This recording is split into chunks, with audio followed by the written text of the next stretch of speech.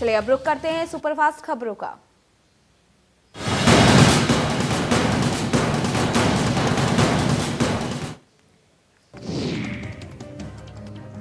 PM Modi की appeal पर आज से देश भर में टीका उत्सव का आगाज किया जाएगा। ज्यादा से ज्यादा लोगों को कोरोना वैक्सीन लगाने का लक्ष्य रखा गया है।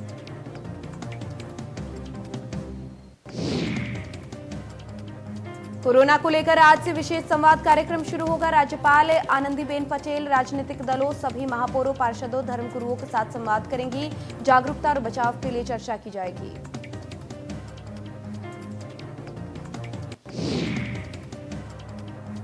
देश में कोरोना का कहर जारी है। पिछले 24 घंटे में कोरोना के 1,52,000 से ज्यादा केस सामने आए हैं। कोरोना से एक दिन में 838 लोगों की मौत हुई है। एक्टिव मरीजों की संख्या 11 लाख के पार पहुंच गई है।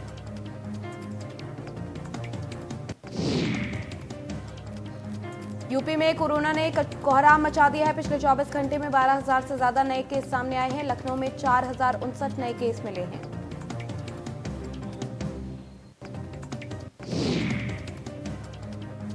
यूपी में कोरोना को लेकर सख्ती, सीएम योगी ने अधिकारियों को दिए सख्त निर्देश। कहा, दूसरे राज्यों से आने वाले यात्रियों का एयरपोर्ट और रेलवे स्टेशन पर ही हो कोविड टेस्ट।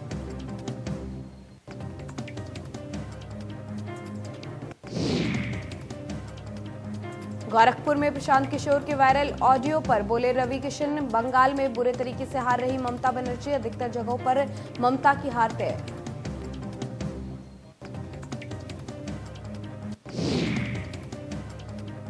कोरोना को लेकर स्वास्थ्य मंत्री जयप्रताप सिंह का बड़ा ऐलान। बिना मास्क वालों को दुकानदार ना दे सामान, खुद ही दुकानदार लगाएं मास्क। अगर नहीं लगाया तो होगी कार्रवाई।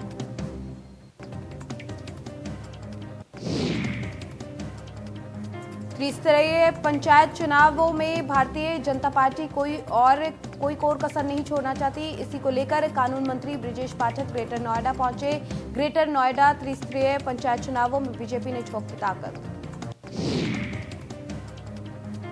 त्रिस्तरीय पंचायत चुनाव को लेकर भाजपा के जनप्रतिनिधियों और जिले के पदाधिकारियों के साथ एक बैठक की। बैठक में पंचायत चुनाव को लेकर रणनीति तैयार की गई।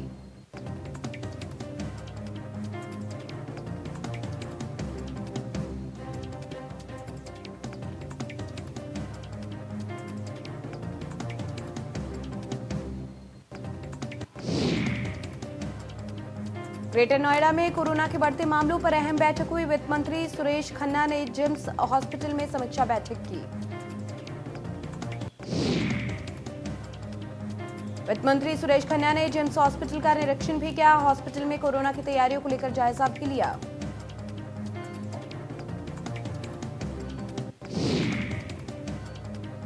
झांसी में कोरोना को लेकर स्वास्थ्य मंत्री की अहम बैठक हुई। आला अधिकारियों के साथ समीक्षा बैठक की गई। झांसी कोरोना को लेकर स्वास्थ्य मंत्री की बैठक। रेमडेसिविर इंजेक्शन की कमी पर बोले मंत्री, टेंडर प्रक्रिया पूरी हो चुकी है। जल्द ही सभी कॉलेज में उपलब्ध हो जाएंगे इंजेक्शन। जल्द ही सभी अस्पतालों में इंजेक्शन उपलब्ध होंगे।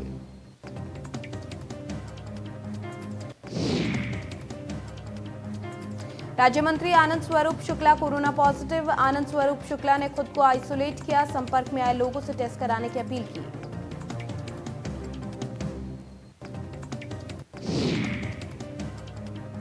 राम जन्मभूमि परिसर में मंदिर निर्माण समिति की पहली बैठक। चेयरमैन नरपेंद्र मिश्र समेत ट्रस्ट के पदाधिकारी और सदस्य मौजूद रहे। राम मंदिर की नींव में भरी गई ईएफएम पर लगेगी मुहर।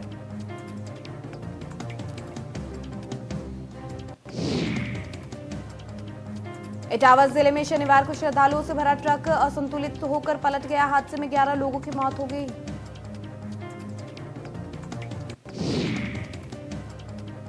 वहीं 3 दर्जन से ज्यादा लोग हादसे में घायल होने की संभावना जताई जा रही है। सभी लोग लखना देवी मंदिर के दर्शन करके पिनाहाट से आगरा जा रहे थे।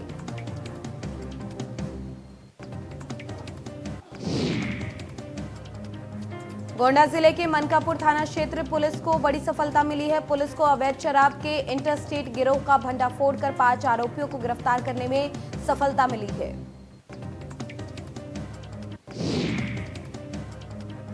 पुलिस ने आरोपियों के पास से भारी मात्रा में रैपर, क्यूआर कोड और 120 लीटर अवैध शराब और शराब बनाने के उपकरण बरामद किए हैं।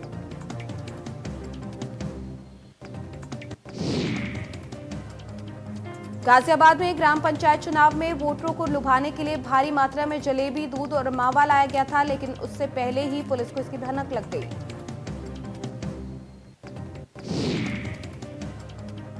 जिसमें 2 प्रत्याशियों के 7 समर्थकों को गिरफ्तार किया गया है। ये सभी लोनी इलाके में दूध, जलेबी और मावा बांटकर वोटरों को लुभाने की कोशिश कर रहे थे।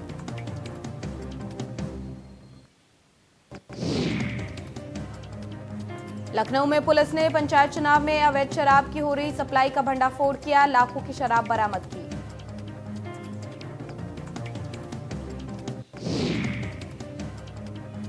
रविवार को महात्मा ज्योतिबा फुले की जयंती पर 45 पार्क से ज्यादा लोगों को वैक्सीन लगाने के लिए 4 दिवसीय टीका उत्सव शुरू हो रहा है। इसी को लेकर डीएम के बालाजी और सीएमओ डॉक्टर अखिलेश मोहन ने जायजा लिया।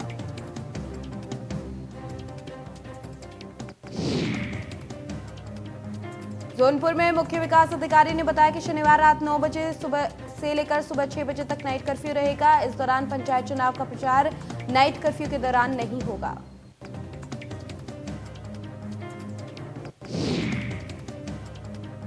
कानपुर जिलाधिकारी आलोक तिवारी ने बयान देते हुए कहा कि जिले की जनता से अपील की है कि 11 अप्रैल से 13 अप्रैल जिले में कोविड-19 वैक्सीनेशन महोत्सव मनाया जाएगा, जिसमें 45 साल के ऊपर की उम्र वाले लोगों को वैक्सीन लगवाने का आग्रह किया गया है।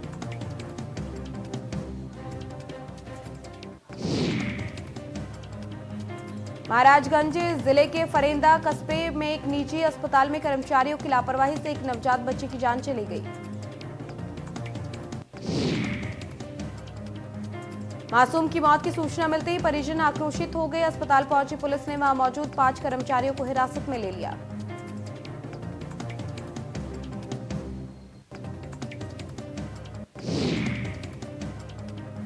मेरठ जिले के भावनपुर थाना क्षेत्र में शनिवार सुबह अवैध संबंधों के चलते एक महिला और युवक ने सुसाइड कर लिया।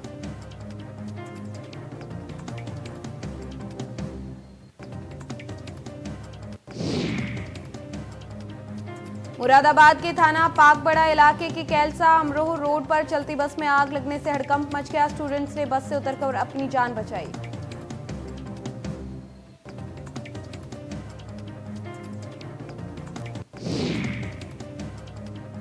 जौनपुर जिले के बरसठी थाना क्षेत्र के पटखोली गांव में पुलिस ने 3 शातिर अपराधियों को गिरफ्तार किया है। आरोपियों के पास से 200 ग्राम गांजा बरामद किया गया। अवैध असला सहित 2 बाइक बरामद की गई है।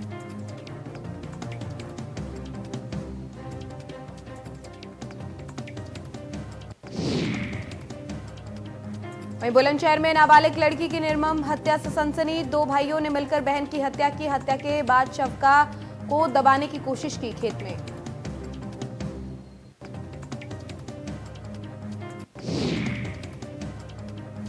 हरदोई जिले के टडियावा पुलिस को बड़ी कामयाबी मिली। अवैध शस्त्र फैक्ट्री का पुलिस ने भंडाफोड़ किया। पुलिस ने बड़ी मात्रा में शस्त्र भी बरामद किए।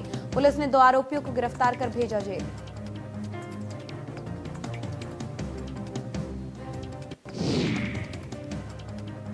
ललितपुर में पुलिस और एसओजी टीम ने संयुक्त रूप से छापेमारी करते हुए नकली शराब बनाने वाली फैक्ट्री का भंडाफोड़ किया और मौके से 5 आरोपियों को गिरफ्तार किया है।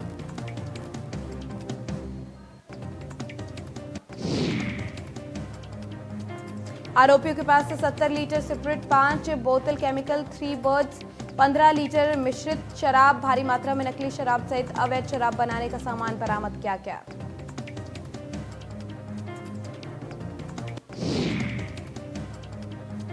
शराब के दम पर प्रधानी का चुनाव जीतने की तैयारी में लगे प्रत्याशियों पर औरैया पुलिस ने अपनी तिरछी निगाह लगा रखी है।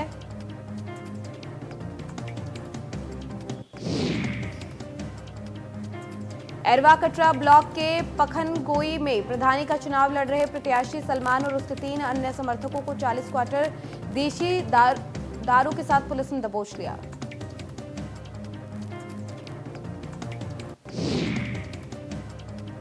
प्रदेश में हो रहे पंचायत चुनाव को देखते हुए देवरिया जिले में शांतिपूर्ण चुनाव संपन्न कराया जा सके, इसके लिए देवरिया पुलिस ने सघन छापेमारी करते हुए 6 वांटेड अपराधियों को गिरफ्तार किया है।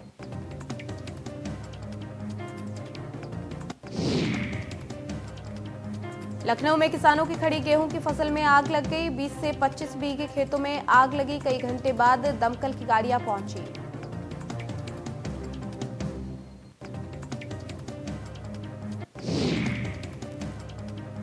श्रावस्ती जिले के मॉडर्न थाना श्रावस्ती क्षेत्र के 2 स्थानों पर भीषण आग लग गई। आग से लगभग 50 बीघा गेहूं जलकर राख हो गया। श्रावस्ती में 2 स्थानों पर यह भीषण आग लगी।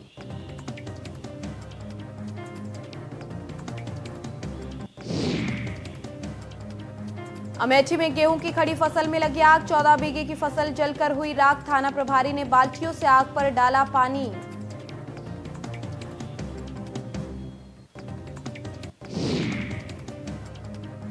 बहराइच जिले के भारत नेपाल सीमा स्थित चौधरी गांव में अज्ञात कारणों से गेहूं के खेत में भीषण आग लग गई। आग की चपेट में आने से सैकड़ों बीघा फसल जलकर राख हो गई।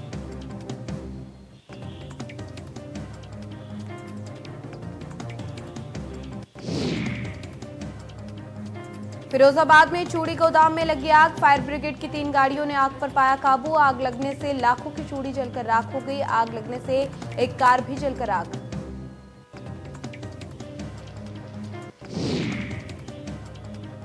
कानपुर में पुलिस की सराहनीय पहल। मुस्लिम परिवार की मदद की। सरकारी गाड़ी से भेजा रेलवे स्टेशन। कानपुर में लगा है नाइट कर्फ्यू।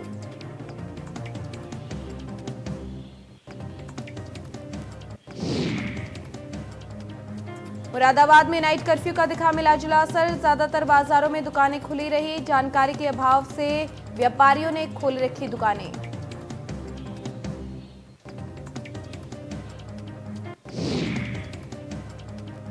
नाइट कर्फ्यू पालन कराने के लिए सड़कों पर उतरे अधिकारी। पुलिस लगातार लोगों से घरों में रहने की कर रही अपील। पुलिस अधिकारी शहर में गश्त कर ले रहे फीडबैक। 16 अप्रैल तक लगाया गया है नाइट कर्फ्यू।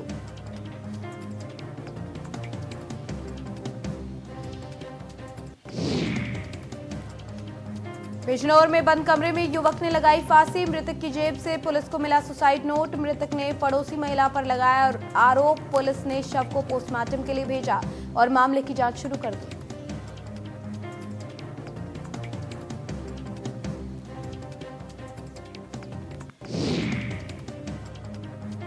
कानपुर में 2 पक्षों में जमकर मारपीट। थाने से 10 कदम की दूरी पर जमकर चले लात घूंसे। अवैध टेम्पो स्टैंड संचालक को वसूली के चक्कर में की पिटाई। पिटाई का वीडियो सोशल मीडिया पर वायरल।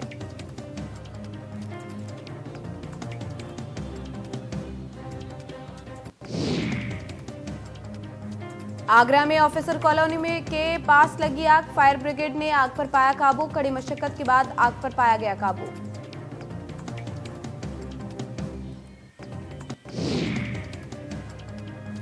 झांसी में कोरोना का कहर जारी। झांसी में नाइट कर्फ्यू का ऐलान। रात 9 बजे से सुबह 6 बजे तक नाइट कर्फ्यू। पुलिस ने कई इलाकों में किया गश्त। 12वीं तक सभी स्कूलों को किया गया बंद।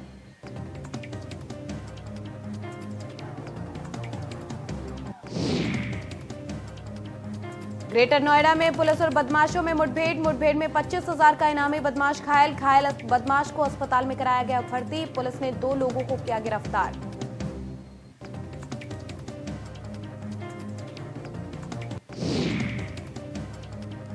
बिजनौर जिले के पुलिस लाइन के मैदान में बिजनौर पुलिस अधीक्षक ने यूपी का पहला नया प्रयोग किया, जिसमें ग्राम के चौकीदारों को हाईटेक किया जा रहा है।